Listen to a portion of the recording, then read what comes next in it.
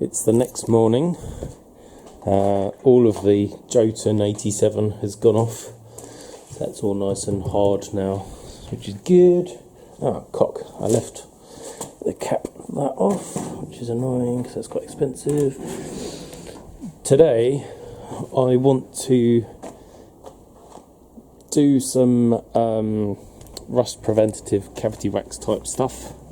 So I've brought my compressor down, and I've got 3 cans of Dinitrol, which is corrosion protection, cavity protection, super penetrating, stops rust, or stops existing rust. So not only does it prevent a barrier, there's supposed to be stuff in there that will actually kill rust that's already developing. So I've been around the car and I've taken out all the little inspection ports in the front chassis rails, in the front here as well. Inside the car there are some that go through the the sill. There they are, and a few more dotted around the place. There's also some above the rear bumper brackets. So I'm now going to shoot a load of cavity wax into the car. I might actually pull the rear lights out because that'll give me better access into these areas. But yeah, I'm going to absolutely drown the car. That's why it's still on the trailer, because it's easier to clean it off the trailer and mask up the trailer than it is to do the whole garage floor.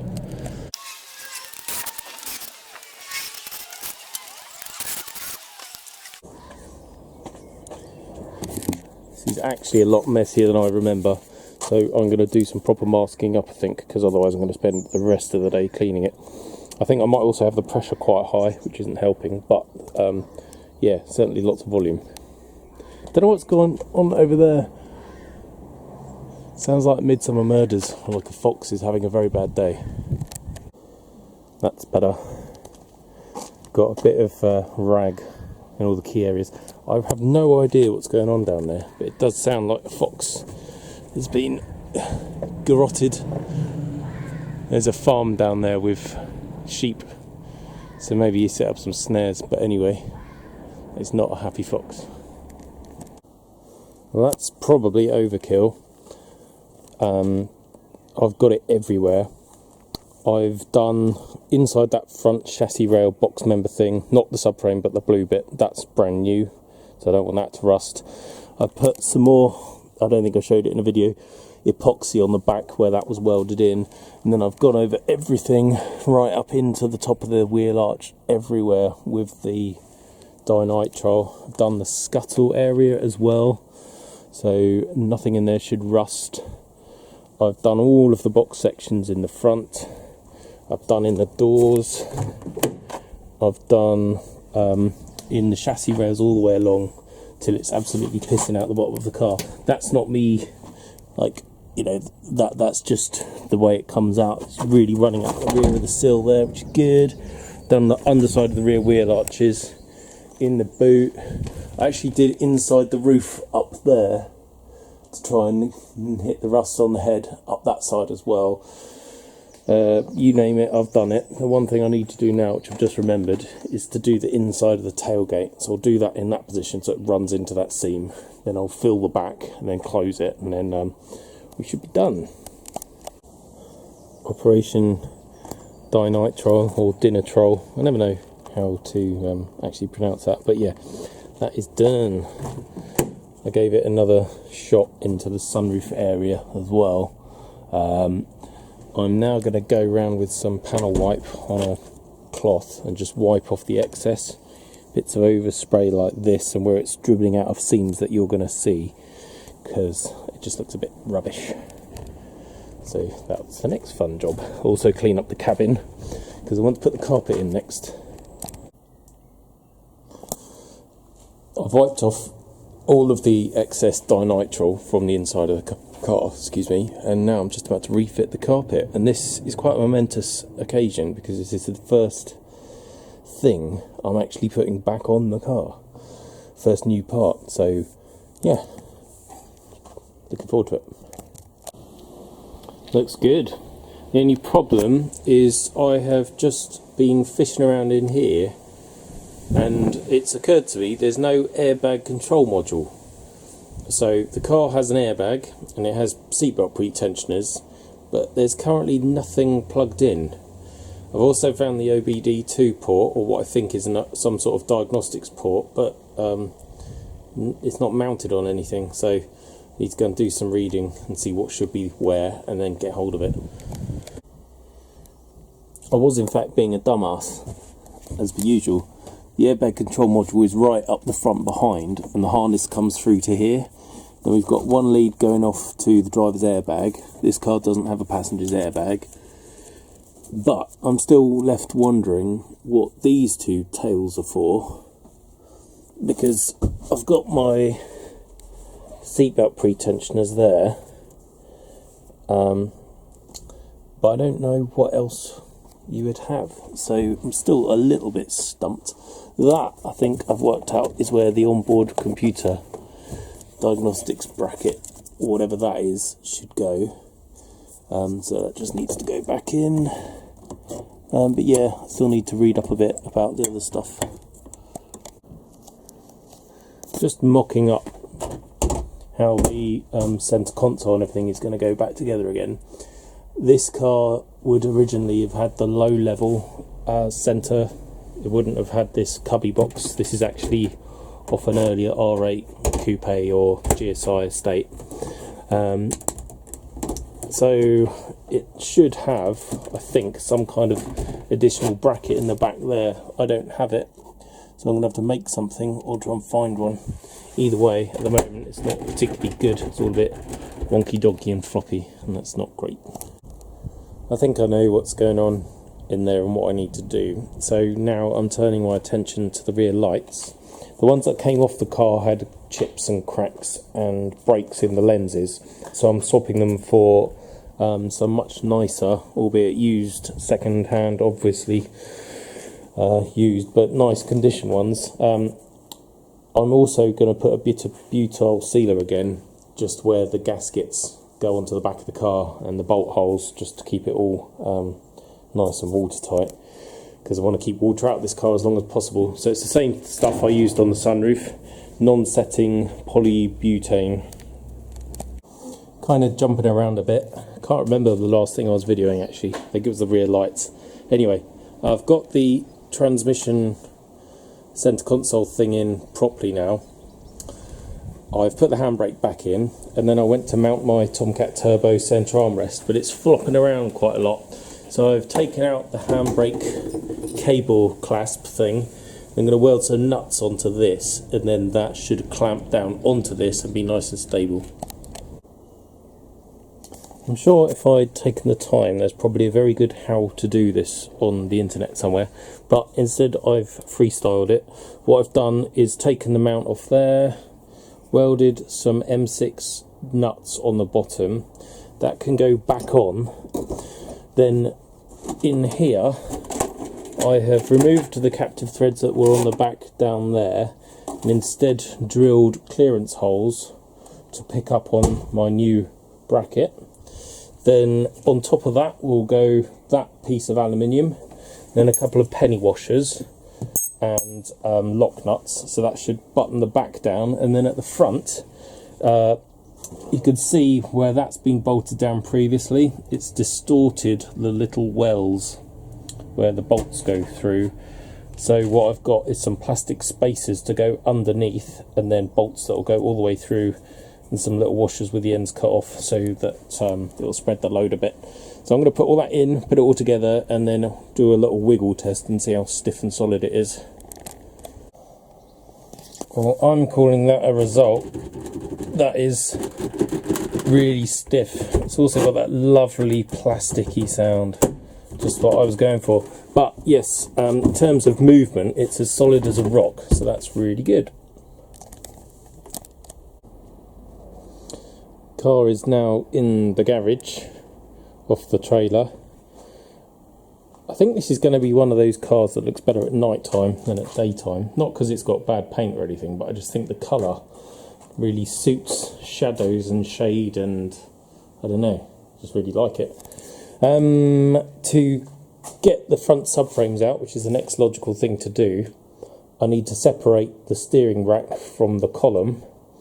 And rather irritatingly, the first thing you need to do is disconnect the rack And you do that by crawling around inside the car, right behind the carpet, which I've just installed, which is quite annoying, but never mind. So from inside the car, I've undone the steering column. I've undone all of the big bolts holding the subframes in. I've cut the brake lines because I don't need them, and the last thing really to undo is the top mounts. So I'm going to have to put the camera down, crack those off, buzz them off with a gun probably, and then wheel the whole assembly out through the front, hopefully not dragging the wiring loom with it. Subframes are out. I left the complete suspension assemblies on there because it was just easier than fighting with them in the garage. The downside was that I didn't have brilliant control, and one of the struts swung back and hit the wing, which has put a tiny speck in the paint, which is really annoying, but hopefully, well, not hopefully, obviously, that can just be touched in and pretty much nobody will ever notice it. But it's really nice having super duper clean, shiny wheel wells and everything. Bulkhead looks perfect, they didn't paint that because they didn't need it, so yeah, it's all good. This subframe, I'm trying to work out whether it's a Rover original or whether it's been modified with the rear mount. I think it might be an original, and it's just where the weld has, it's rusted and makes it look a bit poo. But yeah, this subframe has definitely had some action. On this end, it's all beat to hell and folded up. Down in here, there's actually a crack in it there. And then there's all sorts of bruising all over the place. And more worryingly, I think this side of the car, or this side of the car from the donor car, must have had a smack, because it's actually shifted where the lower arm bolts in. So I imagine that the steering geometry on this was a bit out as a result. But none of that is an issue, because we have brand new powder coated ones over here. So there is a brand new front, and there is a brand new front rear, if that makes sense, and they're blasted, powder coated, look lovely. That one is an MG-ZR subframe with an MG-ZR steering rack. It was originally my intention to fit that one, thinking that that would bolt straight up, but unfortunately the subframes are actually different, as is the steering column and the bulkhead. So if you do want to fit a ZR rack subframe and steering column, you can do it, but you also need to adjust this port in the bulkhead where the column comes through. And quite frankly, for the additional benefit of having a slightly faster rack, I really cannot be bothered, because this isn't, although it is going to be quite, you know, modified, it's not a track car, it's still a full interior, everything else, road car. So I'm going to bolt these up and then get ready to rebuild the rest of the suspension. Got brand new, genuine left and right lower arms. I'll be retaining the original hubs, and hopefully the wheel bearings are okay in this, because I need them, because these ones have the correct sensors for my ABS, although it looks like that one's not particularly happy.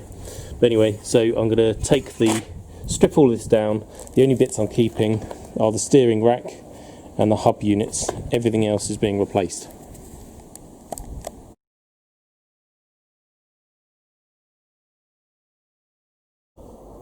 Another day, another video on the 200 bubble. You wouldn't think that putting a car back together would involve such an explosion of mess, but turns out it does. I'm not tidying up deliberately, because actually while it's all out and about, I can see everything. So I've actually lost less time and bits and pieces by not having to clear up, which is one massive benefit of not working in office car park.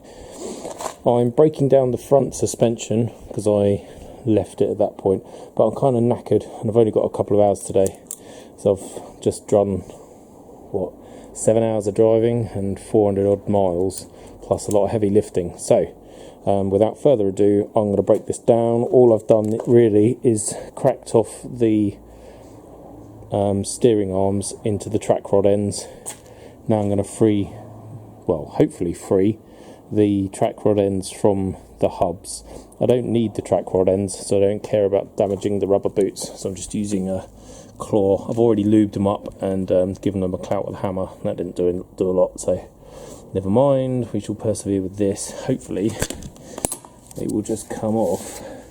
If not, I'll have to get a bit more creative, but no real drama. Doesn't matter if I wreck them. Put a bit of tension on there. I still prefer to put tension and then twat this bit. Sometimes I do just, shock off like that. So that's one done. It doesn't even matter if I've wrecked the nut, because I can just chop through that with a grinder. Don't care. Got the other one to do. Then I'll separate the lower arms, get the strut out of the top of the hub, get the caliper and disc off, and hopefully the hubs will clean up nicely. Give them a coat of paint and we'll be ready to put it all back together again, or rebuild onto the new one anyway. I think rain is about to stop play. Don't know whether that's showing up. It was just lightly spitting, now it's raining a bit more.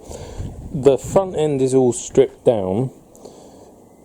I've got the rack out of the subframe as well, and I've just been musing over the different racks and all the rest of it. So that's the rack that's come out, which is a standard Rover 200 rack. I think I might have mentioned before, I'd originally wanted to fit the ZR rack because it's faster, meaning that there's less turns of the steering wheel to go from lock to lock.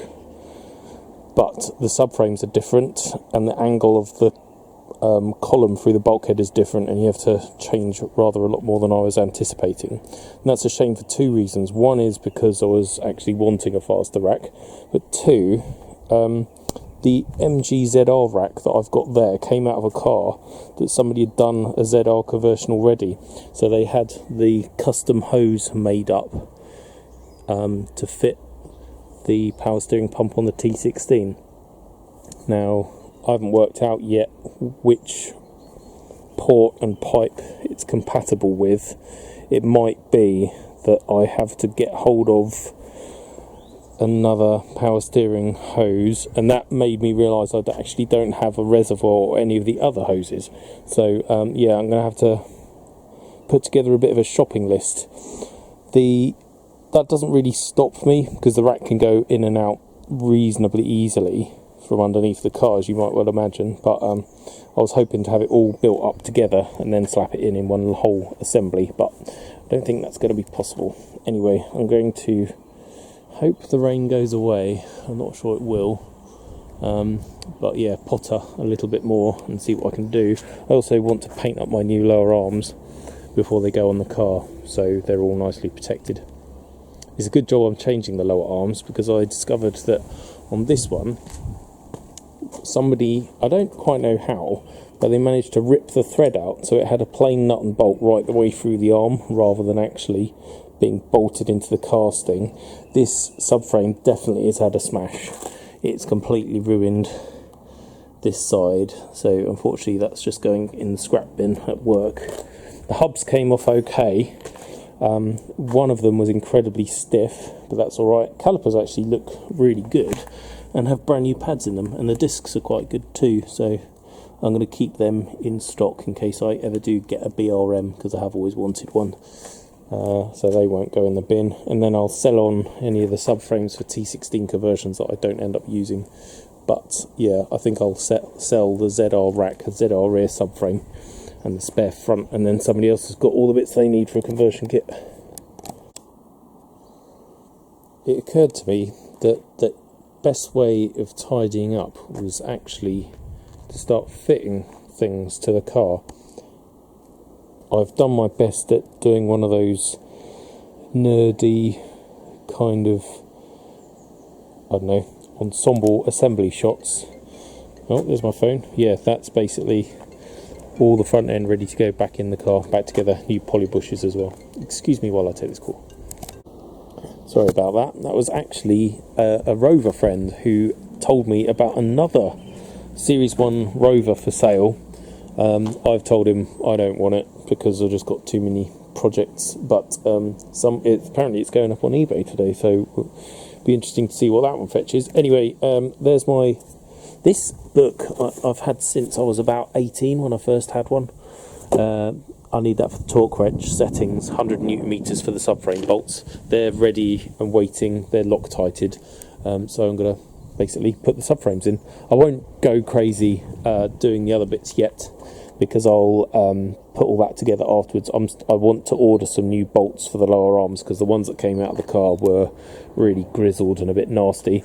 I've got new tie bar rod things, whatever you want to call them, and new special nuts for the ends, so they'll be going on. I'll be reusing the washers off these ones, but you know, they're just washers, there's no rust on them. They're actually pretty good, so they can go again. The little 400 estate has been putting in sterling service. Last night I went up to Essex to an incredibly helpful chap's house. I've been there before to get other bits and pieces off him, but this time he sold me a pair of Vibra engine mounts. That's the correct fuel rail that I was missing, and he's even given me the right pipe to go to my fuel filter. A couple of the inlet brackets that I was missing, pretty much all of the bolts for the bell housing and starter motor, basically to hold the gearbox to the engine, because I didn't have any of those, and a starter motor too. I need to repair that cable, I think, but other than that it's all good to go. Anyway, the reason I'm here is because I wanted to grab these and go offer them up to the car and see how they fit.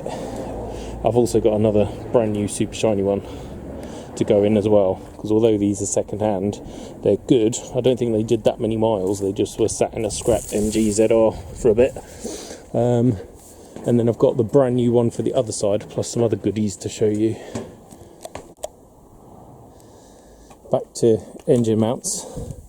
So we have Vibratechnics. Basically, these guys make really good but very, very, very expensive engine mounts for these cars. This I'll talk about in a minute, but basically that I think alone is about 140 quid. That's the offside main sort of right hand engine mount. Then these two, one at the front, one at the back with a longer stud on it, one at the front with no stud. Those, I think a pair new is a 200 quid maybe more, 220. Basically I've bought them second hand, that one I've bought new. This thing is a steady mount or stabilizer. I got it from GBE, I think GBE. It's not that expensive, it's a nicely machined chunk of aluminium. Basically on the Rover bubbles, and I think some of the Tomcats, or I'm not really too sure, but basically you have a fixture welded into the engine bay here with a captive thread, and that acts as an additional steady bar, and that alley bracket links it all together. So that sits on there like so, that goes on there, and then this will sit on there with another link into here, so it should all be buttoned down nice and strong. Well, that's the idea anyway. I need to get some new M12 bolts, sorry, 9-aught nuts for these two, but once this is all in, it should make for a really nicely installed engine and engine bay. Some of the mounts that I've seen on cars at shows, they've done what these ones did, which is basically tear apart. I can't remember what I've done with it, I might have thrown it away. Basically that one's torn apart, and you can see somebody's gobbed it all with Sikaflex to try and stabilise it. That one's torn out completely, and then I might have already launched it in the bin, but somewhere I've got one of the original mounts. Is it that one? where they've again just toshed it full of seam sealer to try and hold it all together. No, I think I've binned it because it was such a horror show. But anyway, that's basically the plan for installing the engine. Whew. Just a case of gathering more bits and pieces and bolting them in when I find it. I'm still debating about what servo to use. I'm fitting bigger brakes. I've got a BRM master cylinder which has a larger bore, so it's capable of pushing out more volume of fluid, but the servo I've got is still the original for the front and rear discs, so I might have to go shopping for a bigger servo. I might just run it as it is and see what it's like. Anyway, I am approaching fatigue time. I haven't really achieved that much this evening, but I'm knackered. Anyway, enough of that.